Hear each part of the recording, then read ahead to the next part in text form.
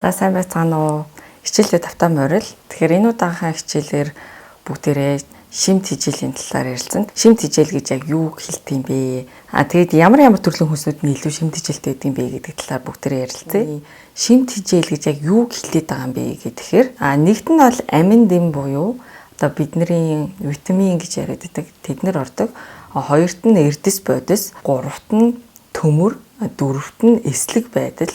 Тэгэхээр энэ дөрвөн төрлийн хоол хүнсний шин чанарыг бол шимт хичээл гэж нэрлэдэг байгаа. За дараагийн нэг ойлголт болохоор шимт хичээлийн нягтрал гэдэг ойлголт байгаа. Хүнсний бүтээгдэхүүнд агуулгадж байгаа шимт хичээлийн хэмжээг тухайн хүнсний бүтээгдэхүүний энергийн хэмжээнд харьцуулаад тэгээд яг шимт хичээлийн нягтрал нь гарч ирдэг. Ямар бүтээгдэхүүнүүд шимт хичээлтэй юм бэ гэхээр байгалийн гаралтай бүх төрлийн бүтээгдэхүүнүүд шимт хичээл маш сайтай. Үйлдвэрлэлтийн процесс, үйл явц орсон, боловсруулалт орсон, хагас олон бүтэн боловсруулсан, бэлэн савлгаатай бүтээгдэхүүнүүдтэй харьцуулахад байгалийн гаралтай бүтээгдэхүүнүүд бол шимт хичээлийн нягтрал ихтэй гэдгийг бол угаасаа сүүлийн үед эрүүл мэндийн салбарч тэр хоол хүнсний салбарч тэр бүгд одоо хүлээн зөвшөөрч байгаа. Байгаль ихтлэхий цаанаасаа угаасаа бид нэр тэгээ шимт хичээлтэй хоол хүнсийг өгдөг байх нэ. За тэгээд энэ үйлдвэрлэлтийн боловсруулалт орсон бүтээгдэхүүнүүд яагаад шимт хичээл байгалийн бүтээгдэхүүнтэй харьцуулахад ийм муу байгаад байна вэ гэхээр үйлдвэрлэлтийн боловсруулалтын явцад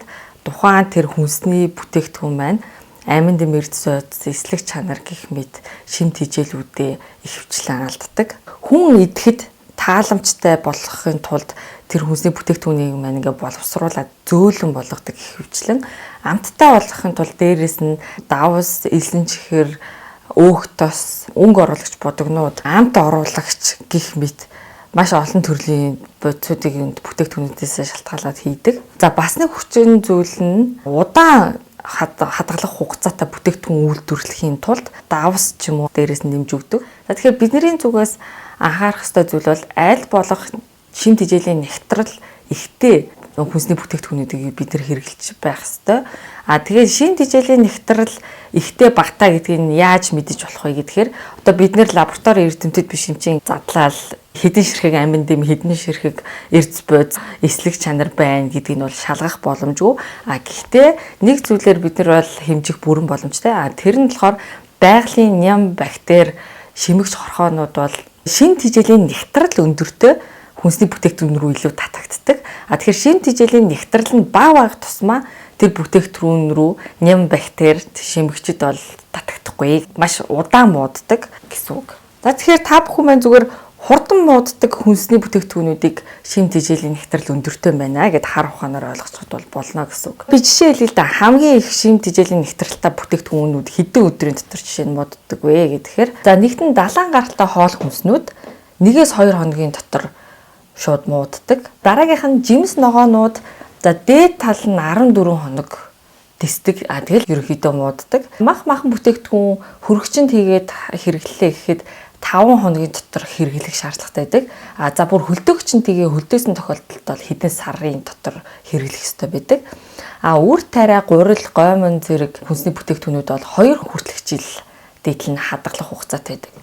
Гэтэл бэлэн бүтээгдэхүүнүүд дотроо энэ лаацлсан бүтээгдэхүүнүүд дээдл нь 30 жил хадгалах хугацаатай байдаг. Тэг ингээд хадгалах хугацааг нь бодоод үзэхэд ер нь аль нь илүү органик шимт хичээлийн нягтрал өндөртэй бүтээгдэхүүн байна гэдгийг ойлгож болно гэсэн үг. За ингээ хамгийн сүүлд нь та бүхэндээ шимт хичээлийн нягтрал ихтэй бүтээгдэхүүн хэрэглэхдээ анхаарах 3 зүйлийн талаар зөвлөгөө өгье.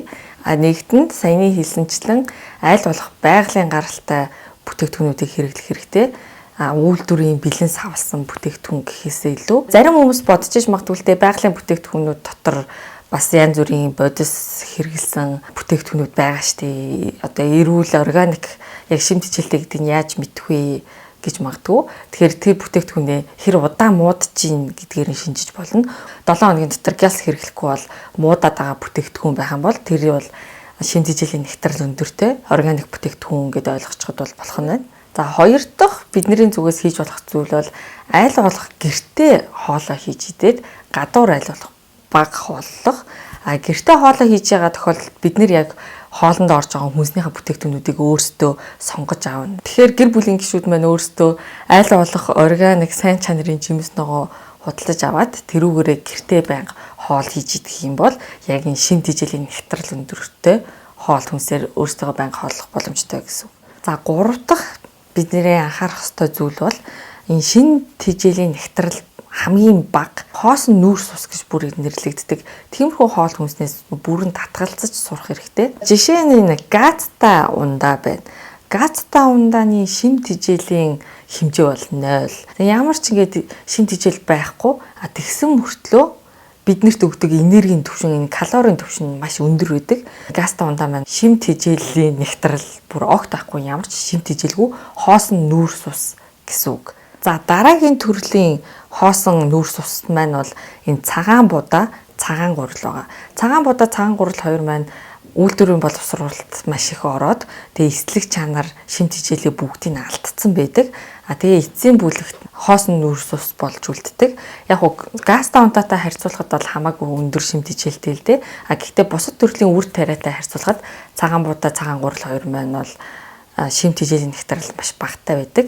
Тэгэхээр гэртээ хоол хүнсэндээ хэрэглэхдээ бусад төрлийн шимт хижээлийн нягтрал өндөртэй үр тариа сонгож хэрэглэх хэрэгтэй. Цагаан будаа яг уу Япон, Солонгос зэрэг орнуудад витаминжуулсан байдаг. Үйлдвэрийн аргаар витаминжуулсан цагаан будаа бэж болно. Гэсэн хэдий ч тэр цагаан будаа маань эслэг чанараа алдаагүй бүхэл үрийн хэлбрээрээ байгаа бусад төрлийн будаануудыг одоо шимт хижээлээрээ хизээж гүйцэхгүй л гэсэн үг. За тэгээд дахиад хоосон нүүрс ус гэж нэрлэгддэг бүтээгдэхүүнүүд гэвэл энэ бүх төрлийн торт, бэлуу, жигнэмэг, амттан, чихэр шоколад тэднэр бол бүгд ордог. Яг уу үйлдвэрийн аргаар дээрээс нь хэдэн амин дэм ч юм уу нэмсэн байж болно. Гэсэн хэдий ч байгалийн гаралтай амин дэмтэй шимт хижээлийн нягтрал өндөртэй бүтээгдэхүүнүүдийг бол хизээж гүйцэхгүй. Ихэнх чихэр шоколаданд бол тийм амин дэм угаасаа нэмээчгүй байдаг.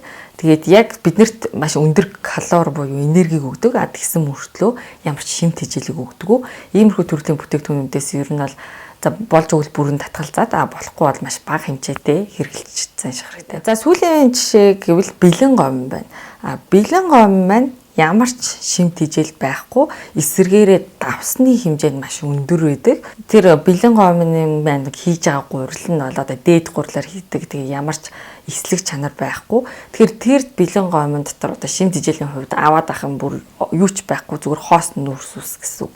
Тэгэхээр иймэрхүү төрлийн бүтээгдэхүүнүүдээс бүрэн татгалзахыг та бүхэндээ зөвлөж байна. За ингээ энэ удаагийн маань хичээл дуусч байна. Та бүхэнд таалагдсан, ойлгомжтой байсан гэж найдаж байна. Ингээ дараагийнхаа хичээлээр уулзъя. Баяр таа.